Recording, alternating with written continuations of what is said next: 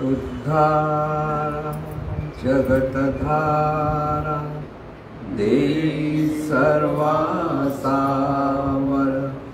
सर्वानुसंधान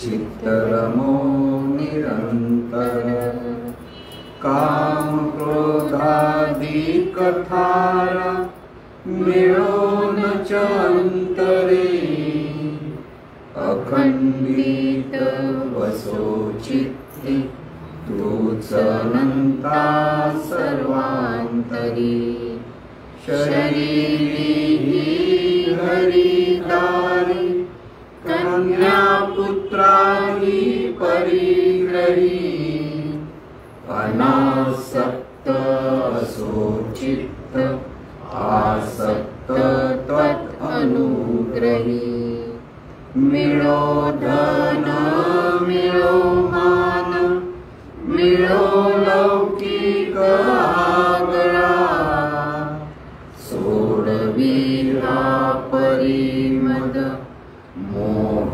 पाशांतुनी गळा असो भोग असो त्याग असो विद्या असो कला अविट पद पद्मांची भाव भक्ती गे सकळा चराचर दिव्य रूप दिसो बाहेर अंतरी सर्वांचे भले भावे उच्चारो मन वैखरी मी माझे मावळो सर्व तू तुझे उगवता मी तूपणा जगन्नाथा ओ एकची तत्वता देव भक्त से द्वैत अद्वैत न खंडिता दाखवी देवानंता प्रार्थनाही तुलाता। सद्गुरुनाथ महाराज की जय। सद्गुरु पैमावली मातोश्रीमाई प्रथम कृतज्ञपूर्वक वंदन आणि आपण सर्व सद्भक्त सत्श्रोते हो आपण सर्वांना आदरपूर्वक नमस्कार। आजचा जो प्रश्न आहे, दोन प्रश्न आहेत। सर्व शारीरिक रोगांचं मूळ मानसिक रोगामध्ये असतं आणि मानसिक रोगांचं मूळ भवरोगात म्हणजे आत्मिक रोगात असतं, असा एक अमृतुषार सद्गुरु पैमावलींचा आहे। त्याचं एक स्पष्टीकरण करून घ्यायचं आहे। त्यानंतर दुसरा प्रश्न असा आहे, सद्गुरु शिष्याला वृत्तीरहित अवस्था जाण्यासाठी 3 गोष्टी शिकवतात। कुठे पाहायचं, काय पाहायचं, कसं पाहायचं, त्याचं एक स्पष्टीकरण पाहायचं आहे। आणि तिसरा प्रश्न असा आहे, जगाकडे आपण साक्षीत्व पाहिजे म्हणजे नेमकं काय करायचं। तिन्ही प्रश्न एकमेकाला अगदी जोडून आहेत म्हणायला हरकत नाही। आणि म्हणून प्रथम आपण पहिला प्रश्न जो आहे की सर्व शारीरिक रोगाचं मूळ मानसिक रोगामध्ये असतं आणि मानसिक रोगाचं मूळ भवरोगात असतं। इथे पहिली गोष्ट एक लक्षात ठेवायची की शरीर म्हटलं की ते सुदृढ पाहिजे, सशक्त पाहिजे, आरोग्यशील पाहिजे आणि कार्यक्षम पाहिजे। हा विचार आपल्याकडे जर सतत असेल तर बरेचसे शारीरिक रोग ते शारीरिक व्याधी त्या साधकाला की त्या व्यक्तीला येणार नाहीत किंवा तिथे त्यांचा त्रास त्या व्यक्तीला होऊ शकत नाही। सगळे जे शारीरिक व्याधी म्हणा किंवा रोग म्हणा याचं मूळ मानसिक रोगामध्ये असं जे सांगितलं आहे. तिथे मानसिक रोग म्हणजे आपल्या विचारांमध्ये हे सर्व गोष्टी असतात. माणसं नकळत कळत रोगाचं चिंतन करतात. रोगाचं चिंतन कसं असतं, एखादी व्यक्ती अचानक गेली आणि हार्ट अटॅकने गेली म्हणा, आणि हे ऐकल्यानंतर काही लोकांच्या छाती दुखायला लागतं. होतं ना, माझं पण दुखतंय. म्हणजे मनात हा विचार जो आपण आणतो ना, तोच विचार आपण आणला की आपल्याच रोगाला कारणीभूत ठरतो. पहिलं ते लक्षात ठेवायचं. म्हणजे मानसिक रोगामध्ये म्हणजे आपण जी चिंता करतो, काळजी करतो, इतरांची निंदा करतो, द्वेष करतो, ह्याच्यातून आपले विचार इतके बिघडलेले असतात, नकारात्मक असतात, आणि ते नकारात्मक विचार जीवनात आकाराला येतात. शास्त्र आहे विचारांचं, विचारांचं शास्त्र. म्हणजे ते मानसिक रोग आहे ना, म्हणजे ज्याला मन म्हणतो, हे मन महत्वाचं आहे. की हे मन जेव्हा अनिष्ट चिंतन करतं आणि त्या अनिष्ट चिंतनातून माणसं रोगाला आमंत्रण देतात. आ बाई म्हणजे मार असं म्हणतात ना, तसं झालेलं असतं. बरेच लोकांचं मनामध्ये कशी भावना असते, हेरिडेटरी म्हणे. हेरिडेटरी म्हणजे वंश परंपरेने आम्हाला हे होतं. हो, तुम्ही विचार केला तर येणार वंश परंपरेने. विचार करू नका. हे म्हणजे मानसिक रोग आहे. हा मानसिक रोग आहे. आपल्याला असं वाईट होईल, तसं वाईट होईल, हे असं होईल, तसं होईल. हा जो सगळा विचार करण्याचा जो स्वभाव आहे माणसाचा, त्याच्यातूनच शारीरिक व्याधी जडतात. म्हणून त्यावर उपाय काय? उपाय हाच, सतत आपल्या ठिकाणी हे चिंतन असलं पाहिजे की आपण आपलं जे शरीर आहे हे शरीर दिव्य आहे, आणि ह्या दिव्यत्वाच्या विचारातून ते अधिक सुदृढ होत आहे, सशक्त होत आहे, आरोग्यशील होत आहे, कार्यक्षम होत आहे. हा विचार पुन्हा पुन्हा केला पाहिजे, पुन्हा पुन्हा. तर दिवसभरात जितक्या वेळा आपण अनिष्ट चिंतन होतो त्याच्या डबल टिबल वेळा आपल्याला हा विचार धरता आला लक्षात. किंवा आम्ही कुठे करतो, अरे करतो आपण कधी ते कुठेतरी काय झालं की पहिलं आपल्याला असं होत नाही ना, की आपल्याला असं होत नाही ना, ह्याचा विचार माणूस करतो. त्यामुळे आणखीन एखाद्या गमतीने प्रश्न आहे. तो प्रश्न पण मला आता आठवला.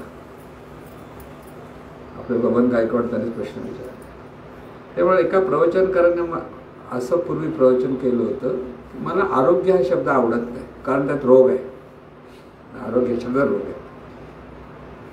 पण त्यामुळे तिथे ठणठणीत पाहिजे, गुटगुटीत राहिलं पाहिजे, किंवा आरोग्य सुदृढ राहिलं पाहिजे. हा विचार बरोबर आहे, पण आरोग्य शब्द असता का म्हणे. आणि त्यांनाही तसाच प्रश्न पडला होता. मी त्यांनाही असंच वाटत होते. मी त्याच्यावर चिंतन करत म्हणा, पण त्यांना काय ते उत्तर मिळालं. नंतर त्यांना ज्या एखादा काही थोडा त्रास झाला म्हणून ते हॉस्पिटलमध्ये गेले, आणि तिथे बघितलं सगळेच लोक एवढे आजारी. तर कोणतरी हे नर्सेस, डॉक्टर्स, कोण येईल तो आपलं तेच चिंतन असतं ना, ह्याला हे झालंय, त्याला ते झालंय, त्याला ते झालंय. मग त्यांना कुठे तो रोग होतो? प्रश्न बरोबर आहे ना. प्रॅक्टिकली माणसाने नेहमी विचार केला पाहिजे की सर्वसाधारणपणे आपण ज्यावेळेला रोगाचं चिंतन करतो आणि डॉक्टर लोक रोगाचं चिंतन करतो, ह्याच्यामध्ये जमीन आसमानाचा फरक असतो. डॉक्टर आपल्याला होतो का हा विचार नाही करत आहे, पण ज्याला झालंय त्याच्यावर उपाय शोधत असतो. म्हणून डॉक्टरला सांगायला काही हरकत नाही, पण सर्वसाधारण माणसं दुनियेला सांगत जातात ना, मला हे होतंय, मला ते होतंय. कळलं ना? ज्या वेळेला डॉक्टरला आपण जर समजा काही दुखतं जाऊन मार्गदर्शन घ्यायचं असतं की बरं होण्यासाठी, काहीतरी दुखतंय म्हणा, काही त्रास होतोय म्हणा, पण आपण नुसतं डॉक्टरला नाही सांगत, जो एक भेटतो त्याला सांगत बसतो, अहो असं झालं, अहो असं झालं, अहो असं झालं. झालं ते चिंतन तुम्ही इतकं करता की रोगाचं चिंतन ते आहे. डॉक्टरला सांगणं बरोबर, कारण डॉक्टर जे उपाय शोधायचा, आपल्याला त्याला उपाय विचारायचा आहे. इतरांना विचारतो ते काय डॉक्टर नसतात ना, ते त्यांच्या पद्धतीने काही सांगतील सुद्धा. पण इथे रोगाचं चिंतन म्हणजे जेव्हा एखादी व्यक्ती स्वतःला ते होईल का, की होत नाही का, होणार का, असं होतं म्हणजे असं नाही ना, असं जे अनेक लोक प्रश्न विचारतात, म्हणजे चिंतन करतात बरेच लोक, मला असं होतं म्हणजे असं असला काही त्रास नाही ना, म्हणजे काही विचार करतील आणि त्याच्यातून हा मानसिक रोग आहे माणसाचा. या व्यक्ती आहे ना ती मानसिक रोगी आहे. रोगाचं चिंतन करता तो रोगी, कारण स्वतःला होईल करणं होईल ह्याच्यातून आता तुम्हाला आता ह्याच्यावर काय उपाय, ह्याच्यावर सतत सांगा, अधिक सुदृढ होतो, अधिक सशक्त होतं, अधिक आरोग्यशील होतं, अधिक काय म्हणजे कळत न कळत आपण हे चिंतन करतो. पाय दुखला, पोट दुखलं, छातीत दुखलं, काही जरासं काय झालं की माणूस घाबरतो. घाबरण्याचंही काम नाही ना, शरीराला होतं म्हणजे आपल्याला होतं असं नसतं, पण ते कळत नाही लोकांना, ते आपल्याला होतं म्हणून ओढावून घेतात ते. एक महत्त्वाचा मुद्दा लक्षात ठेवायचा, शरीर आहे आणि शरीरामध्ये इतक्या वेगळ्या वेगळ्या रचना आहेत. शरीर म्हणजे काही साधं सुद्धा नाही. हे शरीर म्हणजे त्याच्यामध्ये इतक्या आतमध्ये निरनिराळ्या रचना आहेत आणि निरनिराळ्या केमिकल रिॲक्शन चालू असतात. त्यामध्ये जरासं पुढे मागे झालं तरी तिथे व्याधी म्हणून तिथे ती तयार होते, किंवा व्याधी म्हणून त्याचा काहीतरी म्हणजे काहीतरी त्रास झाला असं जे माणसाला वाटतं ते तसं होऊ शकतं. कधी कधी होतं, नाही असं होणार नाही, पण त्याच्यात तुम्ही अडकायचं नसतं. त्याच्यात आपल्याला उपाय शोधा आणि चांगलंच होणार याचा विचार करा. म्हणजे मानसिक रोगामधून जर मुक्त व्हायचं असेल की ज्या अनिष्ट चिंतन करायचं सुटलं पाहिजे, लक्षात ठेवा. म्हणून शरीराला जी व्याधी होते ती मानसिक रोगातून होते. शरीराच्या कोणत्याही रोगाचं मूळ मानसिक रोगामध्येच असतं. तुम्ही बघा, एकदा चिंच खायची आवड आली, तुम्हाला चिंच खावीशी वाटली, पण बघा चिंचला खोकला होईल, झाला पकडला, खोकला सुरू झाला त्याला. आहे की ना अनुभव सगळ्यांना आहे बघा, की तुम्ही जराशी चिंच आवडीने खा ना, ते दुसरा कोणतरी नाक खूप असतो त्याच्यात, बघ चिंच खातो खोकला येईल, झाला. कुठला विचार हे अंतर्मन पकडत ते सांगता येत नाही. महत्वाचं लक्षात ठेवा. तुम्हाला हे कसं होतं, ह्या अंतर्मन असं विचित्र आहे, देवाचा विचार पकडत नाही पकडत, पण कोणा जरी निंदा करायचा विचार पटकन पकडायचा, की कोणाच्या जरी अनिष्ट चिंतन करायला लगेच पकडलं, कारण अंतर्मनच अनिष्ट आहे. म्हणून मनाचा रोगामध्ये सगळे रोग अडकलेले आहेत, हे पहिलं लक्षात ठेवा. पण हा मनाचा रोग आला कुठून? भवरोगातून. भवरोग म्हणजे काय? भवरोग म्हणजे मी देह आहे हा जो आपल्याकडे भाव आहे तोच भवरोग आहे. म्हणजे जन्मताच भवरोगी असतो माणूस. आणि ह्या भवरोगामुळे मी आणि माझं इतकं घट्ट असतं, मीपणा इतका घट्ट असतो की त्यामुळे ह्या भवरोगातून माणूस अनिष्ट चिंतन करतो. इष्ट आणि अनिष्ट चिंतनाचं मूळ कारण भवरोग आहे. मी देह नाही तर शरीर आणि शरीरातून मी म्हणणारी जाणीव, ह्या दोन गोष्टी, ह्या दोन वस्तू आहेत, हे व्यवस्थित लक्षात आलं पाहिजे. डोळ्यातून शरीर पाहत नाही, डोळ्यातून पाहणारी एक वेगळी वस्तू आहे. ती वेगळी वस्तू त्याला आपण जाणीव म्हणतो, सोप्या भाषेत मन म्हणतो. मन इतकं परफेक्ट नाही तरी सुद्धा समजण्यासाठी मन म्हणायला काही हरकत नाही, लक्षात घ्या.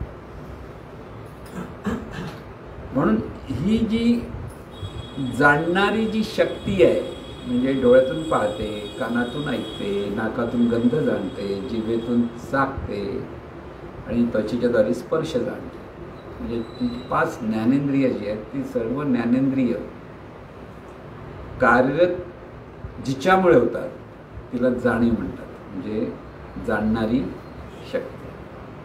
आणि ही जाणणारी शक्ती देहाशी इतकी चिकटलेली आहे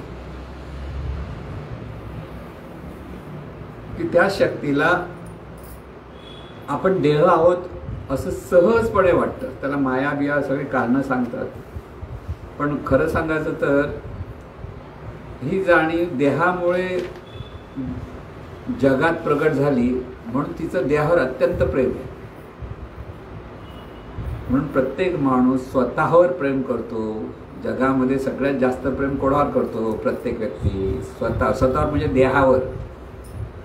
लक्षात घ्या, स्वतः म्हणजे कळतच नाही, तो मी देह म्हणतो म्हणून देहावर प्रेम आलं लक्षात. देह दिसला त्या जाणीवेला, म्हणजे जाणीवेचा स्वभाव काय, जे दिसेल ते म्हणजे व्यापेल ते दिसतं की व्यापेल ते कळतं तिला. पहिलं तिने व्यापलेलं आहे ते देहालाच व्यापलेलं आहे, कारण देह आणि ती एकत्र आली जन्माला. आणि त्यामुळे त्या देहप्रेमातून मी देह आहे हा जो भाव ह्या जाणीवेत निर्माण झाला त्यालाच म्हणतात भवरोग. म्हणून जन्माला आलेला प्रत्येक प्राणी मात्र हा भवरोगी असतो. आणि ह्या भवरोगातून मुक्त होण्यासाठी एकाच वैद्य असतो, तो म्हणजे खरा सद्गुरू. फरक लागतो, खरा सद्गुरू म्हणतो. खरा सद्गुरू म्हणजे ही जाणीव आणि हे शरीर ह्या दोन वेगळ्या गोष्टी आहे हे आपल्या जवळ आलेल्या शिष्याला ते सतत समजावून सांगत असतात. आणि ही जी जाणीव आहे ही जाणीव आणि शरीर दोन्ही दिव्य आहेत, दोन्ही चैतन्य स्वरूपातून निर्माण झालेले आहेत. लक्षात घ्यायचं, शरीराचं महात्म्य कमी नाही आहे, शरीराचं महात्म्य मोठं आहे. का की ही मुळात असलेली ही जाणीव सगुण निराकार आहे, पण पूर्णतः नेणीव स्वरूप आहे. ती जेव्हा शरीराशी एकरूप होते तेव्हा शरीराच्या द्वारे ती जाणीवपूर्वक जाणते. महत्वाचा मुद्दा लक्षात ठेवायचा, हे जर शरीर नसेल तर ही जाणीव असते, तिचं अस्तित्व असतं, पण जाणीवपूर्वक तिला जाणता येत नाही. ज्यावेळेला आपण गाढ झोपतो त्यावेळेला ही नेणीव स्वरूप जाणीव शरीराच्या द्वारे जाणण्याचं थांबवते, तेव्हा ती नेणिवेत जाते, त्याला आपण गाढ झोप म्हणजे नेणिवेत जी आपली अवस्था आहे ती आपली मूळ अवस्था आहे. मूळ लक्षात ठेवा, प्रत्येक व्यक्तीची मूळ अवस्था काय, गाढ झोपेत जी अवस्था आपली आहे ती ह्या जाणीवेची मूळ अवस्था आहे, म्हणजे नेणीव स्वरूप अवस्था आहे. म्हणून ह्या जाणीवेला कसलाच आकार नाहीये, म्हणून ती निराकार आहे. आणि जरी निराकार असली तर तिथे जाणणं आहे. ही गाढ झोपेत म्हणजे नेणिवेत गेलेली जाणीव सुद्धा शरीराचं चलनवलन चालू ठेवलेलं असतं तिच्याद्वारे. श्वासोश्वास चालतो, हृदयविसरण चालतं, पचन चालतं, तेही चालतं. म्हणजे शरीराची जी अंतर्गत हालचाल आहे जी जिवंत राहण्यासाठी, म्हणजे शरीर जिवंत राहण्यासाठी अत्यंत उपयुक्त आहे, ते सर्व नेणीव स्वरूप जाणीवेकडनं कार्य चाललं. म्हणजे नेणीवेत गेली तरी ती कार्यरत असते, हा दुसरा मुद्दा लक्षात ठेवा. ती नेणीवेत गेलं म्हणजे संपलं, काहीच नाही असं नाही, काहीच नाही म्हणजे जाणीवपूर्वक तिला काही कळत नाही, पण तिच्याकडनं नेणीवेतून सगळं कार्य चालू असतं. श्वासोच्छवास अगदी बरोबर श्वास घेते, श्वास सोडते, मिनिटाला 15-16 जो श्वास घ्यायचा असेल, जरासं नाकातून घरघर घरघर झालं तर मोठ्याने घोरते, असं जे म्हणतो ना आपण, जाणे नाही बोलत, तो आवाज येतो श्वासोच्छवासाचा. नाकामुळे काहीतरी जरा अडथळा आला की बरीच मंडळी घोरतात असं म्हणतो ना आपण. ते घोरतं म्हणजे त्या प्रक्रियेमध्ये काहीतरी अडथळा आल्यामुळे तो आवाज येतो वेगळा, आणि त्याला आपण घोरणं म्हणतो. पण ह्या नेणिवेतून कार्य चालू असतं. या नेणीवेतून ती स्वप्न पण बघते, नको नको ती स्वप्न बघते, नाही हवं ते नाही बघत, नको नको ती बघते. असं का होतं? कारण हे अंतर्मन, म्हणजे हे नेणीव स्वरूप जाणीव म्हणजेच अंतर्मन आहे. आणि ह्या अंतर्मनामध्येच अशुद्धपण आहे. म्हणून त्याचं वर्णन असं केलं म्हणतात की अशुद्ध नेणीव स्वरूप अशुद्ध जाणीव म्हणजे माणूस म्हणून जिवंत जो आहे त्याची जाणीव मुळात ते अंतर्मन अशुद्ध आहे. अशुद्ध म्हणजे या अंतर्मनातच मी देह हा भाव आहे. आणि त्या देहभावातून ती झोपेत सुद्धा जीवभावात असते. जरी स्वरूपाशी एकरूप असली तर जीवभाव असतो तिथे. दोन गोष्टी आहेत. म्हणून तिथे अशुद्धपणा आहे. पण जशी नेणीव स्वरूप होते म्हणजेच परमेश्वराच्या शक्तीशी एकरूप, म्हणजे त्या परमेश्वरातून म्हणजे अनंत स्वरूपातून ती प्रगट आहे, तिथे ती जाऊन बसते. म्हणजे तिचं सतत तिचं तिथे दर्शन असतं तिला. आणि उघडल्यावर म्हणतो मला परमेश्वर बघायचा म्हणतो. गंमत आहे ना, काही कळत नाही म्हटलं की माणूस अज्ञानी म्हणतो ना. ही जाणीव तेवढी अज्ञानी आहे का? अरे मुळात ती गाढ झोपेने कुठे जाते? ती त्या चैतन्य स्वरूपाशी एकरूप झालेली असते नेणीवीतून. नेणीवीतून असल्यामुळे कळत नाही. पण ती जेव्हा शरीराशी एकरूप होते तेव्हा तिला सगळी जाणीव जाणार. त्याला ती म्हणते मी ज्ञानी आहे. म्हणजे शरीरातून ती इकडे तिकडे बघायला लागते, पण त्यावेळेला ती अज्ञानीच असते. का? कारण मी देह या भावातून बघते. आणि ह्या मी आहे त्या भावातून पाहताना मी आणि माझं होतं ते सुरू. आणि मी माझं म्हटल्यानंतर बाजूला कोणतं मरण पावलं की बापरे मी पण मरणार आहे हे कळतं, तो आणखीन घाबरते. खरं ती जाणीव कधी मरणारीच नाही. ती शाश्वत आहे, अमर आहे. त्याला मृत्यू नाही, शाश्वत आहे. जाणीवपूर्वक जाणण्यासाठी लागणाऱ्या शरीरापेक्षा ती वेगळं होतं, त्याला म्हणतात मृत्यू. म्हणजे शरीर आणि ती एकरूप आहे, तर ती जाणीवपूर्वक जाणते. तर त्या तो म्हणतो की जिवंत आहे म्हणते. आणि ज्या वेळेला ती शरीरापेक्षा वेगळी होते तेव्हा ती नेणीवेच जाते. म्हणजे तिला परत कळत नाही, म्हणजे जाणीवपूर्वक काहीच कळत नाही. पण ही प्रक्रिया तिचीच तिच्याकडनं होते. शरीर सोडायचं आहे त्यावेळेला कसं सुटतं असं म्हटलं तर जसं साप आपली कात जशी बाजूला बाजूला करत करत करत करत जातो की नाही, तशी ही जाणीव शरीरावर म्हणजे शरीररूपी कात बाजूला करत करत करत करत शरीरापेक्षा वेगळी होते. आणि त्यावेळेला ती अत्यंत सुखरूप असते. परत लक्षात ठेवायचं, एखादा म्हणून मृत्यू असतो आणि त्याला बाहेरच्या शरीरावरती काही वेगळ्या वेगळ्या हालचाली दिसतात, नाही असं नाही. आणि त्या लोकांना वाटतं अरे बापरे असं होतं असं होतं, तसं काय. तो मस्त सुखात असतो. आपण बघणारे दुःखी असतो, कळणार नाही. कारण बघणारी ही जाणीवच आणि जाणारी पण जाणीव, पण ती सुखरूप असतं. कारण तिच्याकडे ती सहज प्रक्रिया चालू असते. म्हणजे साप कात टाकताना जर तुम्ही बघितलं तर अगदी हळूवारपणे ते बाजूला करत करत करत साप बाजूला होत असतो. तशीच जाणीव, जसं खेकडा पण, तर खेकडा त्याचं जे शरीर आहे ते वाढत नाही त्याच्यात. मग ते खेकडा पण तो वाढणारा स्वतःला, तर त्या शरीरापासून तो खेकड्याचं म्हणजे वरचं आवरण बाजूला करून बाजूला होतं आणि मग परत त्याच्यावर नवीन आवरण येतं आणि तर मोठा खेकडा झाला असं म्हणतात. हे कसं, हे सगळं कसं जीवन आहे हे पहा. तसं ही जाणीव ह्या शरीराचं आवरण घेऊन जीवन जगते. त्यामुळे शरीर महान आहे. त्याच्यामुळे जाणीवपूर्वक जाणू शकते, जाणीवपूर्वक आनंद चाकता येतो, जाणीवपूर्वक सर्वत्र पाहता येतं. आणि जाणीवपूर्वक पाहण्यासाठीच सर्वांचा जन्म होत असतो. आणि काही काळानंतर पुन्हा ती निराकार होते. म्हणजे बघा, गाडीतून आपण प्रवास करतो, 1 तास 2 तास गाडी असे छान चालते, सगळ्या मोठे मोठी मर्सिडीज गाडी असली तरी, पण 2-3 तास झाल्यानंतर म्हणतो चला जरा उतरूया, पाय बाहेर काढतो की नाही, किती तर बसतो नाही, बाद झाला. आता किती पण आवडलेली गाडी असेल, किती सुंदर असेल, चांगला प्रवास असेल, तर थोडं थोडं बाहेर मोकळं होऊया, जरा परत चहा घेऊया, जातो ना आपण. तसं ही जाणीव शरीरातून किती जरी चांगलं असलं तरी वेळ येते, बाद झाला तर जाऊया, हे सहज होतं. हे नेणिवेचं कार्य. म्हणून ज्या वेळेला भवरोग असतो त्या भवरोगातून मी माझं होतं. म्हणून मृत्यूची भीती, रोगाची भीती, म्हातारपणाची भीती. आता म्हातारं कोण होतं? शरीर सुकुत्याला किंवा शरीर वाकलं किंवा काही लोकांना त्रास होतो, चालत, हे सगळं माणूस घाबरतो. अरे असं होईल काय? तरुण मुलांनी बघितलं असं असं सुरकुत्या बिरकुत्या, अरे आपल्या चेहऱ्यावर भीती वाटते त्याला, असं कसं होईल, केस पांढऱ्याला भीती वाटते. भीती, आणि या भीतीतून अनिष्ट चिंतन. आता हा निसर्गाप्रमाणे ह्या सगळ्या गोष्टी आपल्या ठिकाणी होत असतात, ते पहिलं लक्षात ठेवायचं. पण त्याच्यातूनही तो आनंद कसा घ्यायचा जर कळलं माणसाला, तर तिथे खरं म्हणजे ह्या सगळ्या परिवर्तनाचा आनंद घेता येतो. बरं, वय झालं म्हणजे कमरेत वाकणार असं कोण चिंतन केलं तर तो कमरेत वाकणारच. कळलं ना, होतं ना. अरे अरे बापरे, असं वय झालं असं वागतात. वागतात म्हणजे आला भीती वाटायला लागते. वागतात तो सरळ असा उभा राहायला लागतो. जराशी कंबर दुखली की बापरे वाकायला होईल असं होतं ना. म्हणजे ह्या सगळ्या भीतीतून अनिष्ट चिंतन सुरू होतं बघा, लक्षात घ्या.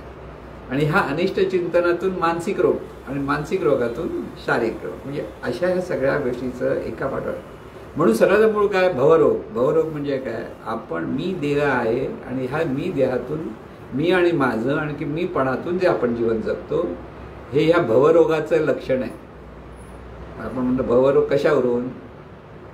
मी आणि माझं म्हणत म्हणत आपण जे जीवन जगत असतो ना, मग त्याला अहंकार म्हणतात, मीपणा म्हणतात, देहबुद्धी म्हणतात, ते नावं दिली आहेत. हे सगळी लक्षणं भवरोगाची आहेत. म्हणून भवरोग सुटण्यासाठी काय केलं पाहिजे तर तिथे सद्गुरूंचं, म्हणजे सद्गुरू रूपी खरा सद्गुरू. आता खरा आणि खोटा म्हणतोय का? काही आता झाली ऐकलं की काही म्हणाले आमच्याकडे आम्ही गेलो होतो तिथे त्या अमुकाचे ते काय म्हणते की तुमच्या घरामध्ये जर चांगल्या गोष्टी व्हायला पाहिजे तर देवाचा फोटो असा लावला पाहिजे की देवाची मूर्ती अशी लावली पाहिजे तशी लावली. म्हणजे हे सांगणारी व्यक्ती ज्यांना कोणी सांगितलं ते काय मोठे छोटे असं म्हणताना कल्पनेतून काहीतरी गोष्टी सांगितल्या की लोकांना ते खरं वाटतं आणि त्याप्रमाणे ते मूर्त्या, जर तुमच्याकडे किती मूर्त्या आहेत, ती मूर्ती कुठच्या देवाची मूर्ती पुढे लावायची, कुठची देवाची मूर्ती मागे लावायची. जसं बुद्धिबळाचा खेळ खेळतो ना आपण, बुद्धिबळात सोंगट्या पुढे पाहिजेत मागे पाहिजेत, असं केलं तर ते सगळं चांगलं होतं. आता इथे भवरोग झालेला आहे आणि तो भवरोग काढण्यासाठी म्हणजे रोग कोणाला झाला आहे काय म्हणतात तो? रेड्याला. आणि डाग कोणाला द्यायचा असतो? पक्कालीला. असं आहे ना. म्हणजे भवरोग झालाय आणि डाग कुठे देतात? त्या मूर्ती अशी ठेवा तशी ठेवा तशी ठेवा, हा डाग झाला. रोग कोणाला झालाय? ह्याला भवरोग झालाय. लक्षात घ्या. म्हणजे ज्याला रोग झाला त्याला उपाय शोधायचा कसा, त्यासाठी खराच तत्व ह्या अशा कर्मकांडामध्ये लोक अडकतात. आणि सोपं सोपं ते बरं वाटतं ना, अरे ही मूर्ती इकडे तिकडे शिकवायची सरकार बरी हो, पण भवरोग गेला तर भवरोग जाण्यासाठी काय केलं पाहिजे हे सर्वसाधारण माणसाच्या लक्षातच येत नाही. किंबहुना सद्गुरूंकडे जे आपण जातोय तो आपला भवरोग दूर करण्यासाठी जातोय.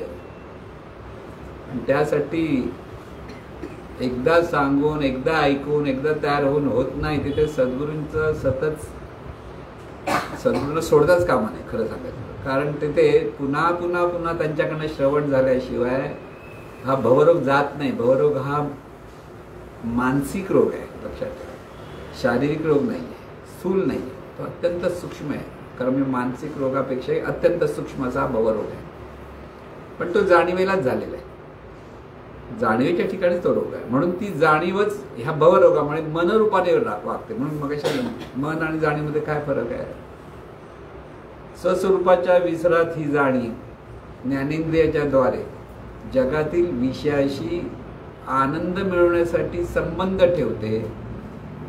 जगातील विषयापासून आपल्याला आनंद मिळणार आहे असं तिला वाटतं. त्या जाणीवेला मन म्हणतात.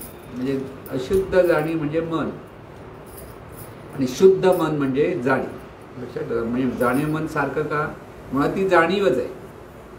त्याच ठिकाणी हा भवरोग झाल्यामुळे ती आनंद कुठे मिळेल म्हणते? बाहेरच्या जगातील निरनिराळे आनंद मिळवण्याचा ती सतत प्रयत्न करत असते, सतत. आणि त्यापासून त्या विषयाशी ज्या ज्या वेळेला हे मन स्थिर होतं त्या वेळेला आनंदाचा अनुभव येतो. त्या विषयामुळे आला असं ह्या मनाला वाटतं आणि तो आनंद, मग तो विषय माझ्यातून दूर गेला तर मला वाईट वाटतं, राग येतो, दुःख होतं, निराशा येते. हा परत मानसिक रोग तयार होतो. लक्षात घ्या. मानसिक रोग कसे होतात? आपल्याला अमुक एक गोष्ट हवी आहे हा आग्रह ज्या वेळेला ह्या मनामध्ये असतो तो मीपणामुळे असतो. असंच झालं पाहिजे, तसंच झालं पाहिजे असं जे सगळं सांगणं असतं, हा आग्रहच हा सुद्धा मानसिक रोग आहे. निराश होणं हा सुद्धा मानसिक रोग आहे. ह्या मानसिक रोगालाच आपण दुसऱ्या बाजूने अहंकार म्हणतो. माणसं सूक्ष्म अहंकार, स्थूल अहंकार आणि सूक्ष्म अहंकार असा तो प्रकार आहे. आणि म्हणून ह्या सगळ्या भवरोगाचं उच्चाटन जर व्हायला हवं तर काय केलं पाहिजे? तर सद्गुरू त्यासाठी जे मार्गदर्शन करत असतात त्यांचं जे शुद्ध श्रवण म्हणजे हा भवरोग दूर करण्यासाठी जे पॉईंट टू पॉईंट सांगितलं जातं त्याला म्हणतं शुद्ध श्रवण. थातूर मातूर कर्मकांड, उपास करा, रतवैकल करा, तीर्थयात्रा करा, हा त्याच्यावर उपाय नाही. ज्यांना हे खरा भवरोगावर उपाय कळत नाही ते लोक अशा गोष्टी सांगत असतात. परत लक्षात घ्या, 16 सोमवार करा, झाला एखादी रोग आणि हा म्हणतो 16 सोमवार करा, आणि 16 सोमवार पण का रोग जाणार आहे का? नाही का? कळलं ना की हा भवरोग असा साधा सुद्धा नाही आहे. आणि तो जाण्यासाठी सद्गुरूंना शरण जाणं, सद्गुरू जे सांगतील त्याचप्रमाणे वागणं. परत लक्षात ठेवा, खरा सद्गुरू एकदा प्राप्त झाला, गेल्या वेळेला पण सांगितलं होतं, आताही सांगतो. खरा सद्गुरू आपल्या डोक्यात लेबल लावून ठेवत नाही, मी खरा सद्गुरू आहे, की सर्टिफिकेट घेत नाही माझ्याकडे. डॉक्टर लिखण, खरे डॉक्टर आणि खोटे डॉक्टर भरपूर झालेत ना. म्हणजे डॉक्टर लोक खोटे असेल तर खोटं सर्टिफिकेट लावतात, की सर्टिफिकेट लावतात, पण त्याची शहनिशा केली की कळतं हे खोटं सर्टिफिकेट आहे. डॉक्टरांचं खरं खोटं कदाचित उघडं पडतं, पण हे खरे सद्गुरू खोटे सद्गुरू ह्याला सर्टिफिकेटच नसतं. खऱ्या सद्गुरूकडे पण सर्टिफिकेट नसतं आणि खोट्या सद्गुरूकडे पण सर्टिफिकेट नसतं. पण ते काय ज्ञान देतात त्याच्यावर कळलं पाहिजे की ते कशासाठी करतायत, कोणासाठी करतायत. तर हा भवरोग दूर होण्यासाठी करतायत, त्याच्यासाठी ते पैसे काय मागत नाही. डॉक्टर्स किंवा खोटे सद्गुरू पैसे मिळवण्यासाठी काहीतरी कारणं सांगत असतात आणि त्यांची उपजीविका चालते. असे अनेक मोठे मोठे आहेत की लोकांना हे ज्ञान देण्यासाठी शिबिरं घेतात किंवा निन्या गोष्टी करत असतात, कोर्सेस घेतात. कशाला? यांचं पोट भरण्यासाठी, लोकांना ज्ञान देण्यासाठी नसतं. पण अशा पद्धतीने ते मोठमोठ्या म्हणजे चकाचक करून दाखवतात की एखादा माणूस एकदम गुंग होऊन जातो. बऱ्याच वेळा होतं. भवरोग जाण्यासाठी ह्या कसल्याच गोष्टीची आवश्यकता नसते. तिथे सद्गुरू जे सांगतायत ते शिष्याने मनापासून ती प्रयत्न केला पाहिजे, हा महत्त्वाचा मुद्दा लक्षात ठेवायचा असतो. मग अशी ही जाणीव आहे. आता ही जाणीव आहे, हे ह्या जाणीवेला कळलं पाहिजे, दुसरं कोणाला कळलं पाहिजे. भवरोग जायचं आहे तर मी देह आहे, मी अमुक, माझं हे नाव आहे म्हणजे शरीराला दिलेलं नाव म्हणजे मी, हे जात म्हणजे मी, माझा धर्म, माझा पंथ, माझं राष्ट्र, आता माझा पक्ष, येतो की नाही. आता हे माझं करून जो भेदभावातून आपण जे जीवन जगत असतो तोच भवरोग आहे. म्हणून माझं नाव मोठं व्हावं, मला कीर्ती मिळाला पाहिजे, मला माझा सन्मान झाला पाहिजे, हे सगळ्या गोष्टी ज्या आहेत ते सगळं भवरोगाचं लक्षण आहे. मोठमोठ्या पेपरमध्ये ॲडव्हर्टाइजमेंट करतात नाही, हल्ली तो मस्त फॅड आहे, वाढदिवस ज्याचा आहे तर ज्या कोण पण असो आपण ओळखत पण नाही, असं असतं. अरे हा जो मोठा फोटो असतो, सगळे मित्रमंडळ, बरं खाली लिहिलं मित्रमंडळ, यांचा वाढदिवस, यांच्या गळ्यामध्ये असे मोठमोठे सोन्याच्या हे असतात, मग 5-5 किलो किती किलो असे कोणाच ठेव, काय कुठून आणतात काय माहिती नाही. आणि मग त्याला दादा, भाऊ अशी नावं असतात. म्हटलं इथे असं मोठं केलं की लोकांना वाटतं अरे कोणतरी मोठा नेता आहे असं असतं ना. म्हणजे तुम्हाला नेता बिता व्हायचं असेल ना तर अशी मोठी मोठी पोस्टर लावायचे असतात. असे नेते भरपूर आहेत, पण खरा नेता जो लोकांची काळजी घेतो तो नेता शोधावा लागतो कुठे आहे म्हणून. कळलं ना. आज खरं खोटं काय हे तुम्ही जर बाहेरच्या ज्या टी व्हीवरच्या जर ॲडव्हर्टाइजमेंट म्हणाल तर ह्याला पकडलं, त्याला पकडलं, ह्याने असं केलं, त्याला आपण एखादा सर्वसाधारण माणूस संभ्रमित पडतो. खरं काय खोटं काय देव जाणे. कारण ह्या राजकारण म्हणजे अराजकारणामध्ये खऱ्याला खोटं आणि खोट्याला खरं करण्याचं सामर्थ्य, कारण हा मीडिया जो आहे लोकांवर डायरेक्ट हॅमरिंग करतो आणि त्याच्यातून माणसं संभ्रमित होतात. आणि खरं म्हणजे असं मग माणसाचा सवय होतो की खरोखर हे राजकारण जे चाललेलं आहे ते लोकांच्या सुखासाठी आहे की लोकांच्या हितासाठी आहे की ह्यांचीच पोटं भरण्यासाठी आहे.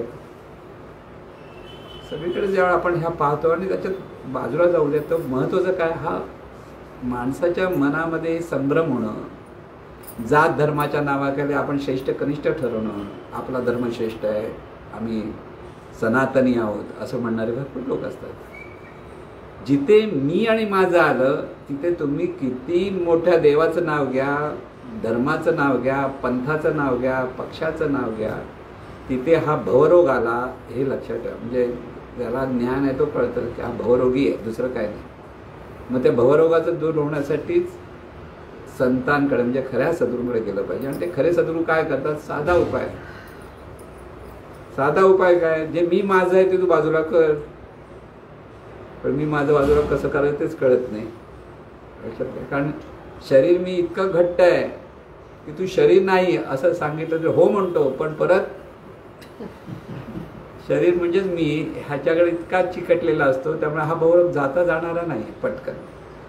त्यासाठी म्हणून म्हटलं शरणागत होणं फार महत्त्वाचं, सद्गुरू श्रद्धा असणं फार महत्त्वाचं असतं. ते सांगतायत त्यांचा जो उपाय आहे त्या उपायावर श्रद्धा पाहिजे. श्रद्धा कुठे कुठे पाहिजे, सद्गुरूवर श्रद्धा. सद्गुरू जे ज्ञान सांगतात त्या ज्ञानावर श्रद्धा, आणि ते ज्ञानातून तू कोण आहेस हे सांगतात तेव्हा तुझ्या स्वतःवर श्रद्धा. तिने श्रद्धा असेल तर तुझ्या साधकाची प्रगती होते. मला जमत नाही, हो गेलाच कामातून, मग ते तुला जमणार नाही. नाही जमत तरी सद्गुरू सांगतायत त्याप्रमाणे प्रयत्न करत राहणार. इथे जे सद्गुरूवर पण श्रद्धा आली, ज्ञानावर पण श्रद्धा आली आणि स्वतःवरही श्रद्धा आली. आणि प्रत्येकाला ते शक्य आहे, कारण आपण फक्त देह मी ह्या अंगाने जे पाहतो त्यातलं श्रेष्ठ कनिष्ठ किंवा हुशार किंवा बुद्धू जे समजत असतो त्याला तसं काहीच नाही आहे. ही जी जाणीव आहे ही मुळात दिव्य आहे, जरी ती अशुद्ध असली तरी. फक्त तिला हे अज्ञानाचं जे आवरण आहे तिच्यावर चढलेलं ते बाजूला व्हायला हवं. जसं पाण्यावरती जे शेवाळ असतं पाण्यातूनच निर्माण होतं, आणि हे शेवाळच पूर्ण पाण्याला झाकून टाकतं. लांबून पाहिलं तर नुसतं शेवाळ दिसतं, ते पाणी खाली आहे कळतच नाही. जर एखाद्याला ते ज्ञान नसेल तर त्याला तहान लागून सुद्धा तो पाणी प्यायला तिकडे जाणार नाही. पण ज्याला माहिती आहे ते शेवाळ आहे म्हणजे पाणी आहे, तर ते शेवाळ बाजूला करून खालचं पाणी तो घेऊ शकतो, पाणी पिऊ शकतो. तसं जिथे जिथे भवरोग आहे ना तिथे जाणीव म्हणजे ती ईश्वरी शक्ती आहे हे सद्गुरूंना माहिती असतं, बाकीच्यांना माहीत नाही. ते तुझं माझ्या ह्याच्यातच लोक भांडत वादविवाद करत बसत असतात आणि तिथे सगळं मी पणातूनच सगळे जीवन जगतात. सत्तेसाठी म्हणा, मानासाठी म्हणा, सगळ्या गोष्टी पैसा खूप मिळवण्यासाठी सगळंच काही चाललेलं असतं. आणि ह्या आत्ताच्या ह्या जीवनचक्रामध्ये जर बघितलं तर अशी एकही व्यक्ती नाही की तिच्याकडनं हा भ्रष्टाचार होत नाही. सगळे चक्र आहे. तुम्ही BMC मध्ये जा, गव्हर्नमेंटमध्ये जा, काहीतरी वजन ठेवल्याशिवाय तुमचं काम होत नाही. तुम्ही मला नाही वजन ठेवायचं, तुझं काम होणार नाही. मग तुला शहाणपण काय, जा दे बाबा, 20 रुपये 25 रुपये 50 रुपये 100 रुपये जा घे बाबा ना, पटकन सोड, असं कळत नकळत भावना माणसाची होते. तोच भ्रष्टाचार असतो, आपल्याला कळतच नाही. आपण त्याच्यावरून मग हा असा भ्रष्टाचार येतो, तसा भ्रष्टाचार. आणि आजकाल असं झालंय, सत्ताधारी माणसाला बाकीचे सगळे भ्रष्टाचारी वाटतात आणि स्वतः मात्र भ्रष्टाचारी असून सुद्धा भ्रष्टाचारी कळत नाही. म्हणून आज भारतामध्ये तर म्हटलं की जगामध्ये इंदिरा गांधींनी सांगितलं ग्लोबल काय म्हटलं होतं त्याने, फिनॉमिना, बरोबर ना? ग्लोबल आहे. ग्लोबल म्हणजे जगामध्ये सगळं भ्रष्टाचार असं इंदिरा गांधीच म्हणाले त्या. आणि वास्तवता पण तशी आहे का आज हे सगळं जीवनचक्रच असं आहे. पण त्याच्यातून मुक्त होण्यासाठी काय केलं पाहिजे, त्याच्यात मुक्त होण्यासाठी हा भवरोग गेला पाहिजे. खरं सांगतो, भवरोग गेल्याशिवाय पैसा, किती पैसा पाहिजे. परवा ज्यावेळेला पक्षासाठी ते काहीतरी रोख काय म्हणतात त्याला, इलेक्ट्रोल बॉन्ड, निवडणूक रोखे, कितीचे 13,000 करोड, 3,000 करोड, 13,000 करोड. बघा काय पाठ, 13,900 करोड. आम्हाला 13,900 आणि करोडवर किती शून्य ते कळत नाही. आणि तो माणूस जातो, त्याला ईडी बिडी काय नाही,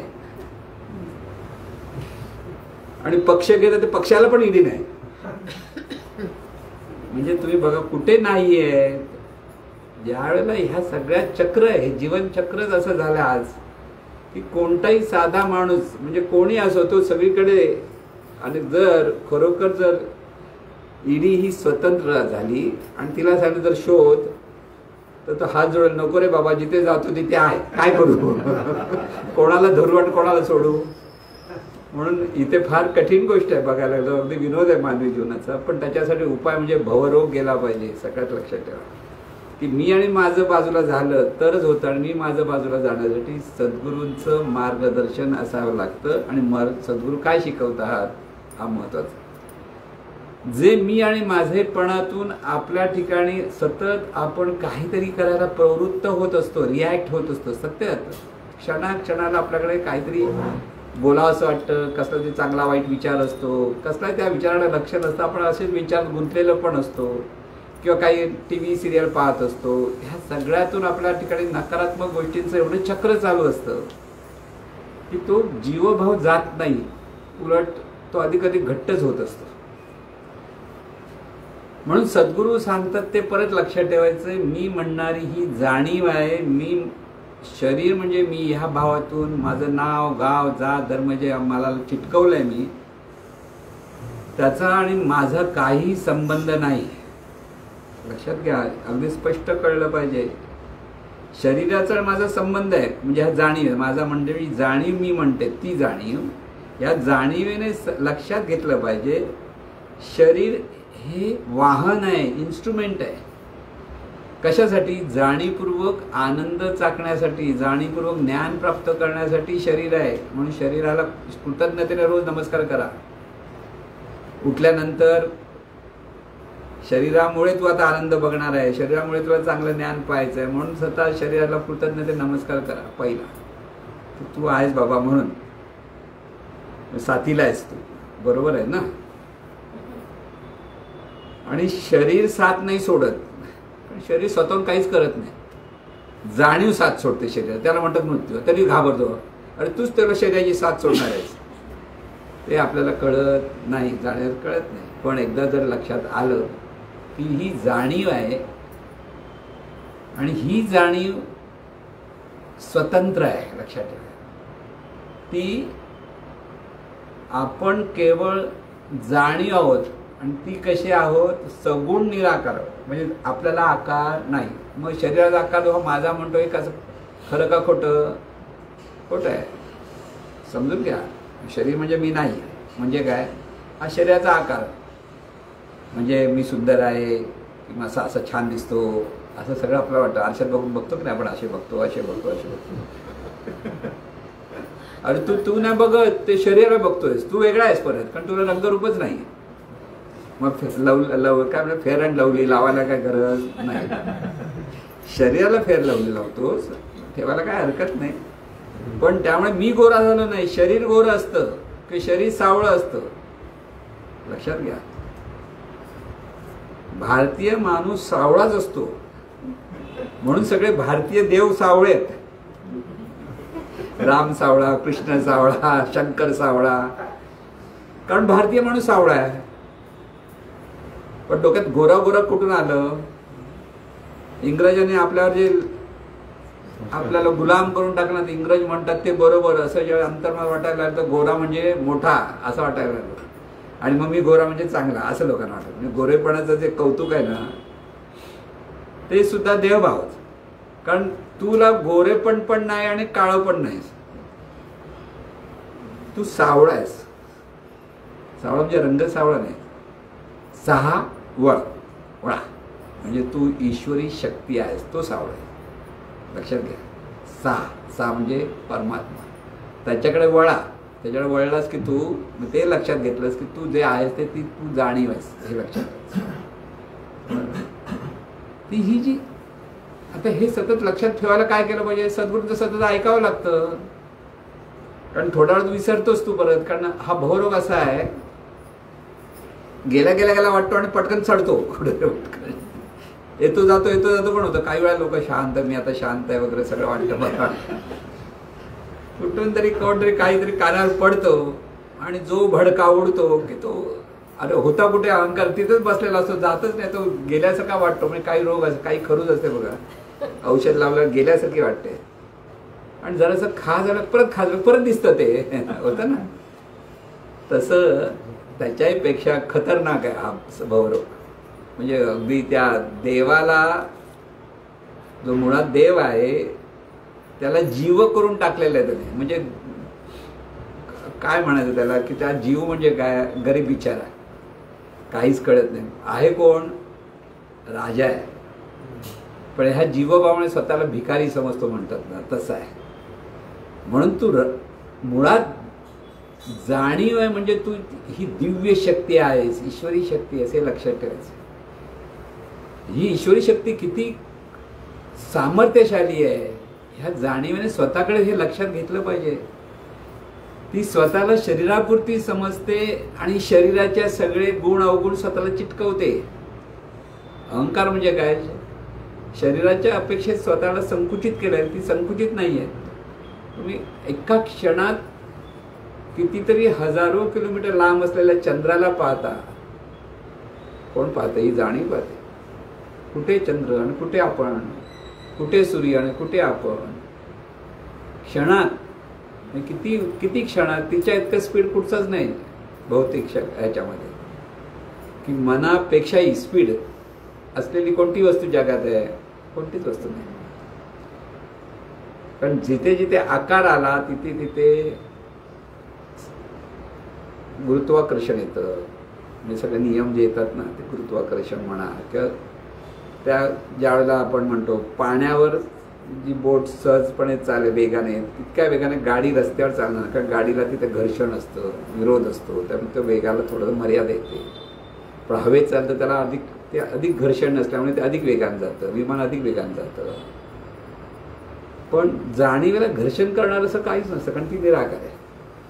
लक्षात घ्या, आपण कसे आहोत हे आपल्या ठिकाणी पाहायला पाहिजे. आरशात पाहताना शरीराला पाहतात हे लक्षात घ्या. शरीराचं काळजी घ्या, शरीराचं काळजी घ्यायची नाही असं मुळीच नाही आहे. आपली गाडी चांगली चालायची असेल तर तिला सगळं नेहमी सांभाळलं पाहिजे, तिचं मेंटेनन्स सांभाळलं पाहिजे, सगळं सांभाळलं पाहिजे, तर ती गाडी स्मूथ चालेल. तसं शरीरसुद्धा स्मूथ चाललं पाहिजे, शरीराची सगळी काळजी घेतली पाहिजे. पण त्या शरीरातून ही जाणीव कार्यरत आहे आणि या जाणीवेचं हे जीवन आहे हे कळलं पाहिजे. आणि ते कळण्यासाठी सद्गुरू साधना सांगतात. काय सांगतात, कुठे पाहायचं, काय पाहायचं आणि कसं पाहायचं हे शिकवतात. हा महत्वाचा मुद्दा लक्षात ठेवायचा की कुठे पाहायचं,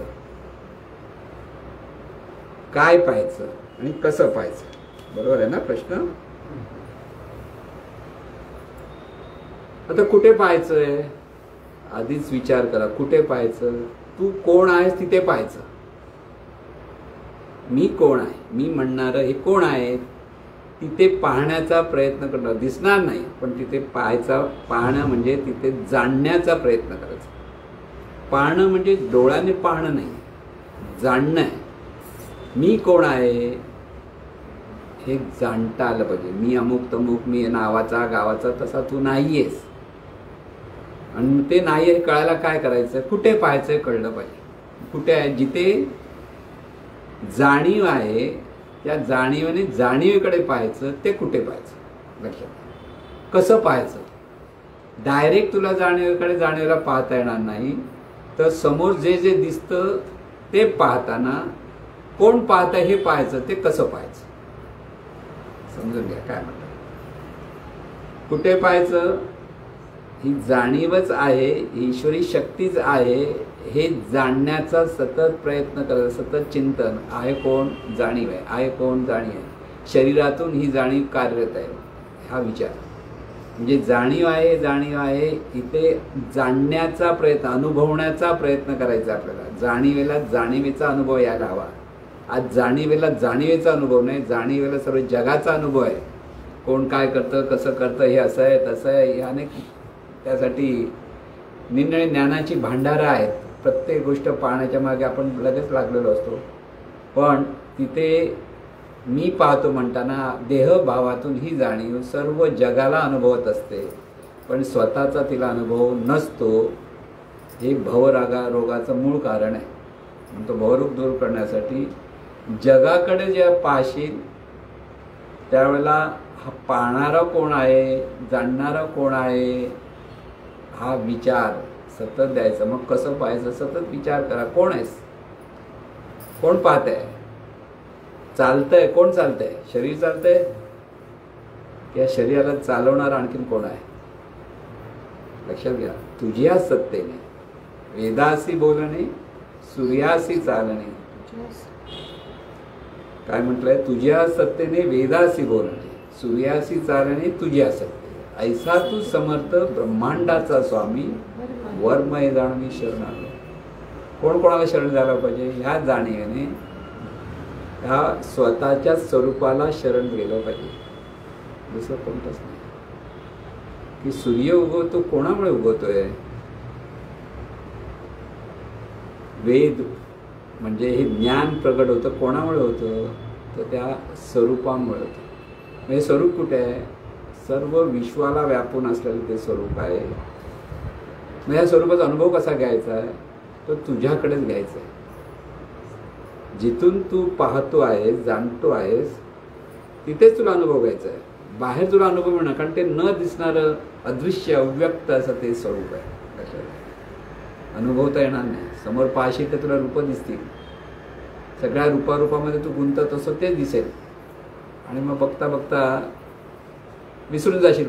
परत दृश्य जगतात म्हणून इथे काय करायचं आहे, ह्या दृश्य जगतात गुंतायचं नाही. कसं पाहायचं, दृश्य जगत दिसलं, ते पाहिलं की लगेच कोण पाहतोय याचं भान घ्यायचं आहे. लक्षात घ्या.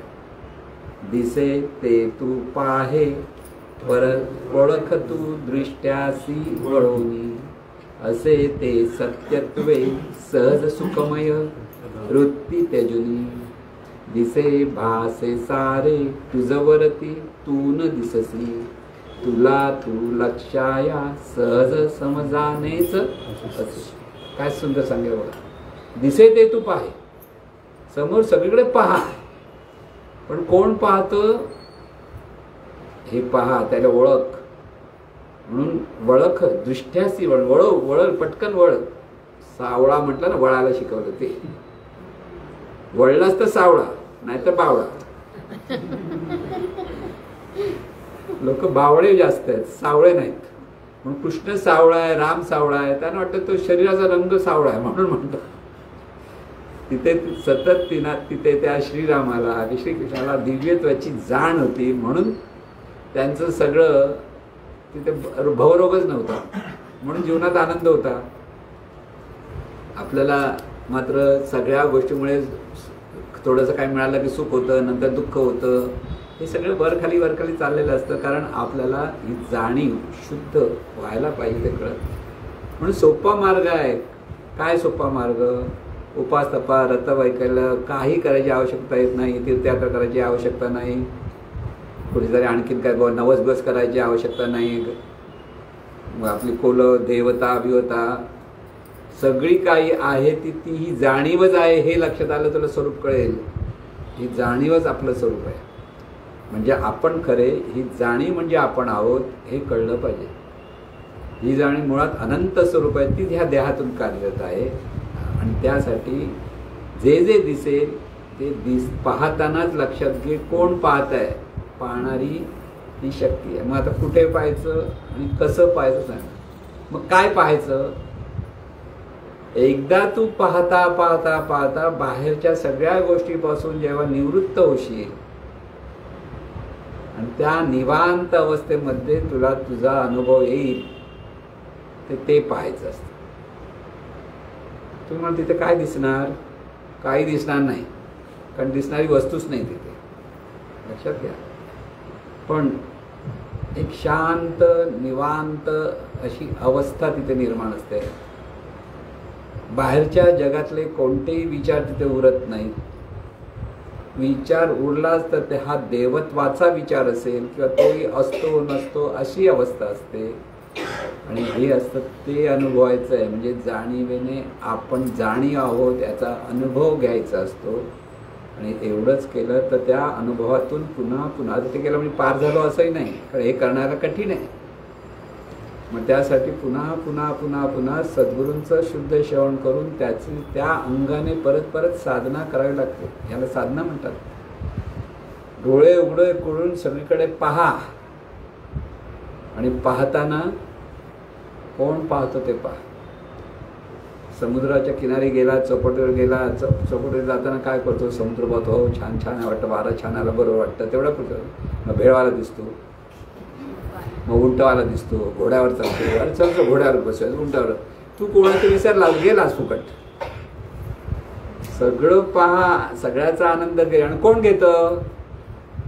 ही जाणीव ह्या शरीरातून कार्यरत आहे, ती हा आनंद घेते. हे स्मरण पुन्हा पुन्हा स्वतःला दिला, त्यालाच म्हणतात दिव्य स्मरण. आता हे असं जमत नाही म्हणून काय केलं पाहिजे? एका जागी गपचूप बसा, आजूबाजूच्या गडबडी बिडबडीपासून कुठे एका व्यवस्थित जागेवर बसा, कसलाही आवाज येणार नाही, काही डोळ्याला दिसून डोळे बंद करा, शांत बसा. आणि ते शांत बसलं ते विचार आले तर त्या विचारात अडकायचं नाही. मग सद्गुरूंनी दिलेलं ते नाम असेल, ते सद्गुरूंनी सांगितलं विशिष्ट साधना आहे, कुठे पाहतोस, कसं पाहतोस आणि काय पाहतोस, या 3 गोष्टी जर तिथे जमायला लागल्या सद्गुरूंच्या मार्गदर्शनाप्रमाणे तर तुझा हा भवरोग पटकन निघून जाईल. पटकन म्हणतो, पण पटकन जाण्यासाठी हा जो उपाय आहे ना तो जरासा कठीण आहे. कारण भवरोगच कठीण आहे, मग त्याला उपाय पण कठीण पाहिजे ना. साधा सोपा उपाय कसा मिळेल? रोज जरा म्हणून लोकांना वाटतं साधा सोपा 16 सोमवार सोपं आहे ना. काही लोक म्हणतात नाम जप करा किती 5000 वेळा. आता हा नाम जप करणारा म्हणतो हो 5000 कसा करा? तुम्ही नका करू, मला द्या, मला फक्त पैसे दिले की मी 5000 नाम. हा काय करत नाही आणि 5000 रुपये घरात गपचूप बसतो. हे सोपे उपाय आहेत. लोक जातात नागबळी द्या, हे द्या, ते द्या.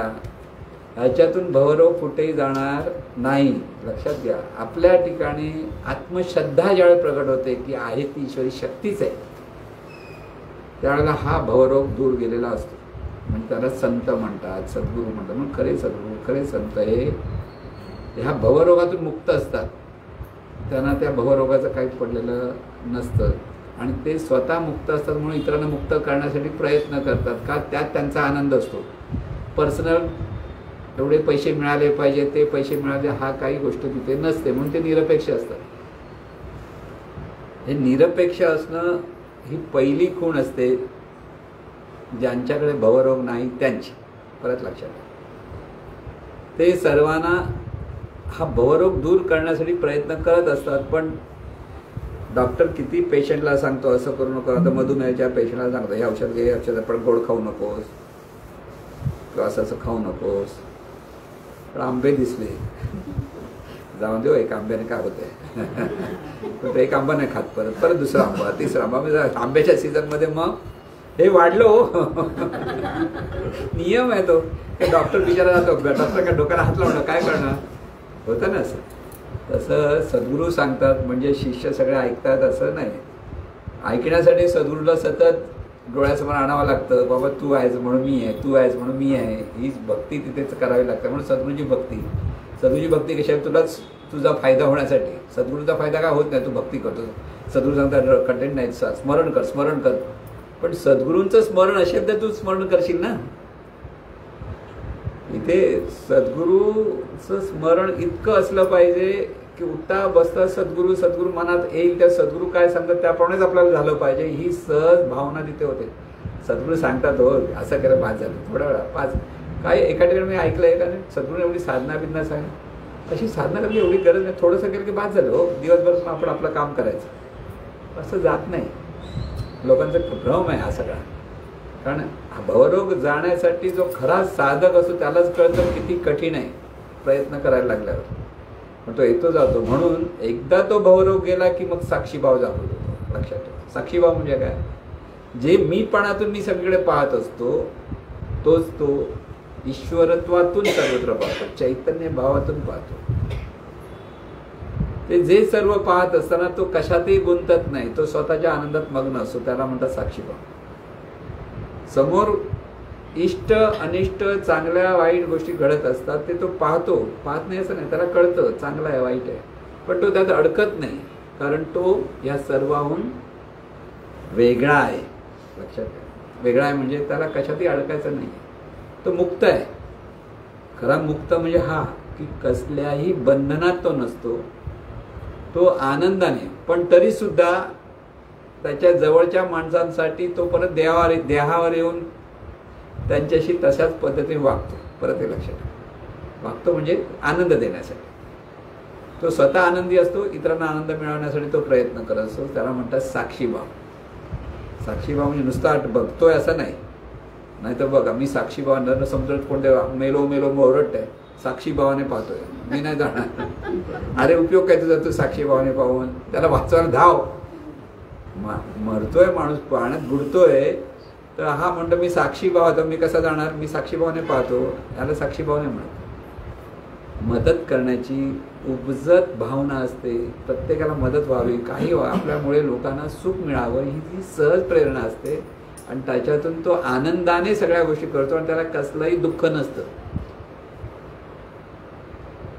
महत्वाचं लक्षात ठेवायचं, हे कसलंही दुःख नसतं. तरी शरीराचे जे नियम आहेत त्या नियमाप्रमाणे त्यालाही वार्धक्य येणार. तुम्हाला आता हा भवरोग गेला म्हणजे म्हातारा होणार की नाही होणार, वयोमानाप्रमाणे शरीरावर परिणाम होणार. पण हा मनाने मात्र तरुण असतो. त्याला काय, तुम्ही म्हणा किती वर्षाचे झाले, हो 70, अरे बापरे 70 झाले, अरे बापरे म्हणजे हा जाणार म्हणून अरे बापरे वाटतं. तो तरुण असतो, त्याला काय भीती नसते, कारण त्याला जायच्यावर तो जाणार, त्याचीही काळजी नाही, म्हणजे कसलीच भीती नाही. शरीराला असं झालं तसं झालं ह्याची काळजी नाही. कोणी मान दिला, अपमान केला, ह्याचंही काय पडलेलं नाही. काही ते फायदा होतो तोटा होतो ह्याचंही काय पडलेलं नाही, कारण कशातही तो गुंतलेला नसतो. पण तो आनंदाने पाहतो, त्याला म्हणतात साक्षीभाव. ती वृत्ती याला कुठे पाहायचं, काय कसं पाहायचं आणि काय पाहायचं, या 3 गोष्टी आपल्याला कळल्या पाहिजे. ती सद्गुरूंच्या मार्गदर्शनातून पुन्हा पुन्हा पुन्हा पुन्हा ऐकाव्या लागतात, मनन करावं लागतात, त्याचं चिंतन करावं लागतं आणि त्याचा ध्यास लागला पाहिजे. ध्यास लागल्याशिवाय परिवर्तन होणार नाही. या भवरोग जाण्यासाठी हे सगळ्या गोष्टी आपल्याला करायला पाहिजे. साधकाने लक्षात ठेवा, मी थोडीशी प्रार्थना म्हटली, थोडंसं हे केलं की बस झालं, अशी भ्रामक कल्पना आहे. त्याच्यासाठी पाठी लागावं लागेल, पुन्हा पुन्हा करावं लागेल. नुसतं 1 तास आणि अर्धा तास केलं म्हणजे झालं असं नव्हे. परत लक्षात ठेवायचं, जोपर्यंत हा जीवभाव जात नाही तोपर्यंत सद्गुरूंना सोडता कामा नये. सोडता कामा नये म्हणजे पुन्हा पुन्हा त्यांना प्रश्न विचारा, पुन्हा पुन्हा त्यांच्याकडनं ऐकून घ्या, पुन्हा पुन्हा त्यासाठी प्रयत्न करा. प्रश्न काही लोक नुसते प्रश्न विचारून विसरून जातात, परत प्रश्न काय विचारला माहीत नाही, मजा वाटते प्रश्न. तसं पण नाही. आपल्याला सुधारण्यासाठी आपल्या अडीअडचणी, आता ह्या साधना करताना कुठे पाहायचं, काय पाहायचं, कसं पाहायचं, काय पाहायचं, हे करताना अडीअडचणी खूप येणार. असं नाही की झालं डोळे बंद करून तुम्हाला सगळं मिळणार, नाही मिळणार. तिथे पण अडीअडचण आहे. परत इथे प्रश्न, हे असं का होतं, इथे मन का लागत नाही, इथे हे का नाही. ह्या सगळ्यातून पुन्हा पुन्हा पुन्हा जे सद्गुरूंशी सतत संवाद साधत असतात त्यांना ते सोपं होतं. लक्षात ठेवा. नाहीतर आपल्या स्वकर्तृत्वावर मी हा भवरोग दूर करेन नाही जमणार. कारण शेणाने हात जर भरलेले असतील आणि घर साफ करायचं म्हटलं तर घर साफ होणार नाही. आधीच भवरोगी माणूस स्वतःला मी शुद्ध करतो म्हटलं तर नाही होणार. आधीच वेडा झालेला माणूस स्वतःला मी शाणा करेन म्हटलं तर नाही होत. कारण हा वेडेपणा आहे, भ्रमिष्टपणा हा जाणीवेचा आहे. आणि तो घालवण्यासाठी भवरोग तज्ज्ञ हवा, म्हणजे सद्गुरू हवा. लक्षात ठेवा, सद्गुरू म्हणजे भवरोग तज्ज्ञ असतो. हा भवरोग तज्ज्ञ असेल तर त्याची साथ अजिबात सोडता कामा नये. तिथे श्रद्धा पाहिजे, निष्ठा पाहिजे. म्हणतो ना की इथे जिथे आपण आता हे ज्ञान आत्मसात करण्यासाठीचा प्रयत्न करतो तिथे त्या सद्गुरूंची कास जरा सुद्धा सोडता कामा नये. जितके प्रयत्न करता येईल, ज्याला जो खरा साधक असतो तो पुन्हा पुन्हा त्या चिंतनात असतो आणि त्याच्यातूनच तो जेव्हा हे करायला लागतो तेव्हा तो साक्षीभावाच्या लेवलला पोचू शकतो. पण अभ्यास, ध्यास, तळमळ हे आपल्याला आत्मसात व्हायला पाहिजे. त्यासाठी पुन्हा पुन्हा प्रयत्न करायला पाहिजे आणि सद्गुरूंशी मोकळेपणाने चर्चा करायला हवी. बऱ्याच लोकांना असं कसं विचारू मी असं वाटतं. कोणताही प्रश्न असून दे तो सद्गुरूंकडे लहान मुलासारखा विचारता आला पाहिजे. आपण कोणत्या मोठ्या आहोत असं जर माणसाला वाटतं, साधकाला वाटतं मोठा म्हणून अहंकार आला समजा, अरे आता आपल्याला एवढं आपण कसं विचारायचं, अशा बऱ्याच लोकांचे कारण कोणतरी एखादा साधा आणि असला तर साधा प्रश्न विचारतो, असं दुसरे त्यालाच ओळखतात. तर त्याचा प्रश्न आहे, तुला कशाला पडलाय? आणि तो प्रश्न एकाचा नसतो, सगळ्यांचाच असतो. काही लोक सांगतात, काही लोक सांगत नाही. म्हणून प्रश्नोत्तरातून, म्हणजे गीता काय प्रश्नोत्तर आहे. भगवद्गीता म्हणजे काय, अर्जुनाला पडलेले प्रश्न आणि त्याने दिलेले उत्तर आहे. गुरु आणि शिष्याचं त्या अष्टवक्र गीता म्हणतात. अष्टवक्र ऋषींनी जनक राजाला केलेला उपदेश आहे. त्या जनक राजा एवढा ज्ञानी असून सुद्धा त्यालाही प्रश्न होते आणि त्या प्रश्नातून म्हणजे त्यालाही तो भवरोग बाजूला करण्यासाठी नेमकं कसं कसं साधेल त्यासाठी प्रयत्न केला, पण तो त्या लेवलला पोहोचला जनक राजा. त्यासाठी अष्टवक्रांनी त्याने प्रश्न उत्तर विचारलं. म्हणतो हे कसं आहे, असं केल्याशिवाय प्रगती होतच नाहीये, हे असंच व्हायला पाहिजे. म्हणजे अगदी छोटा प्रश्न, प्रपंच असो की परमार्थ असो, कसलाही असो. जरी आता गोंदवलेकर महाराज म्हणतात की सगळी कोणाची हिंग जिऱ्याची गिरायक येतात हो माडे, म्हणजे मी देव द्यायला बसलोय तर माझा हिंग मिळेल का हो, जिरं मिळेल का हो, असं विचारतात. तो भाग एवढ्यासाठी त्यांनी म्हटलेला आहे, लोकांनी ह्या देवाबद्दलचा विचार करावा. पण ते हिंग जिऱ्याची विचारणारेच पुढे देवाचा विचार करायला लागतील, कारण सद्गुरू तिथेच वळवणार. प्रश्न हिंग जिऱ्याचा असला तरी चालतो, खऱ्या सद्गुरूला त्याच्यात काहीच पडलेलं नाही. त्याला फक्त ह्याही जाणीव शुद्ध कशी व्हायला पाहिजे ह्याचंच काळजी असते. त्या काळजी म्हणजे त्याची काळजी घेत असतो की त्याला बरोबर ह्या आनंदाच्या मार्गाला कसं नेलं पाहिजे. म्हणून इथे सद्गुरू नितांत श्रद्धा असला लागते. सद्गुरू म्हणजे नुसती व्यक्ती म्हणून जर कोणतं पाहत असेल तर त्याला ती श्रद्धा बसणार नाही. सद्गुरू म्हणजे ते परमात्माच तिथे प्रगट आहे, हा भाव ज्या शिष्याकडे असतो. त्यासाठी तो सद्गुरू म्हणजे देव असतो. इतरांना तो माणूस दिसेल, पण सद्गुरू शिष्याला, खऱ्या शिष्याला आपला हा सद्गुरूच खरा देव आहे असं वाटतं. म्हणून ज्ञानाग्नीचे मुखे जेणे जायले कर्म शके, तो परब्रह्मची मनुष्य वे केवळ परब्रह्म आहे. ज्याच्याकडे ज्ञान प्रगट होत आहे तिथे तो ते परब्रह्म बोलत आहे, ती व्यक्ती नाहीच बोलत आहे. ती व्यक्ती फक्त दिसायला आहे, पण तो परब्रह्म तिथून मार्गदर्शन करत आहे. हे ज्या शिष्याच्या ठिकाणी भावना असेल त्या शिष्याची खरी प्रगती होते, कारण तो त्या सद्गुरूसारखा होऊन जातो. म्हणून आपणासारखे करीती तात्काळ तया काळ वेळ नाही, काळ वेळ लागणार नाही. पण कधी एवढी शरणागती त्या शिष्याकडे सद्गुरूप्रती असली पाहिजे की आपलं जीवन सद्गुरूला समर्पित करणं. म्हणजे काय, प्रत्येक जीवनातल्या प्रश्नाच्या वेळेला, कृती करताना वेळेला सद्गुरूंचं स्मरण झालं पाहिजे. सद्गुरूंनी काय सांगितलंय, सद्गुरू कसे वागतात, हा ज्यावेळेला प्रश्न, हे ज्यावेळेला सतत चिंतन असतं त्यावेळेला शिष्याकडे हळूहळू ते वळणं होतं. वळायला पाहिजे ना, या ज्ञानाकडे वळायला पाहिजे. त्यासाठी ते ज्ञानाकडे वळल्याशिवाय हा भवरोग दूर जाणार नाही. म्हणून साक्षीभाव त्याच्या पुढची गोष्ट आहे. पण सतत आनंदात राहण्यासाठी भवरोग दूर गेला पाहिजे. आणि भवरोग दूर गेल्यानंतर ची पुढची जी अवस्था असते ते सहजपणे त्या दिव्यत्वाच्या स्मरणातून सर्वत्र पाहता येतं. आणि कोणत्याही विषयात तो संत कधी सद्गुरू गुंतत नाही, त्याच्यावर उपाय शोधतात किंवा त्याच्यावर उपाय सांगतात आणि त्यांच्याकडून जे प्रगट होतं त्याच्यातून सगळीकडे आनंदी आनंद जीवन जगता येतं.